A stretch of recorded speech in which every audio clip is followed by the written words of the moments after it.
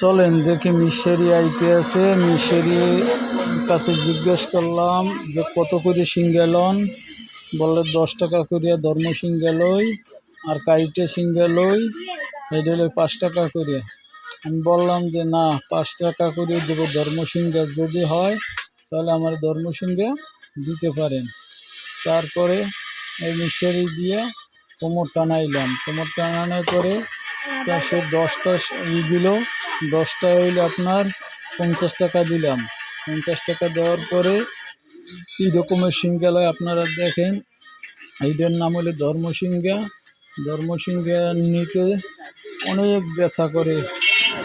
ওই আমি সিঙ্গা নিতে যাইয়া দেখি যে আমার এই জায়গায় কাইটে গেছে তার ইতে।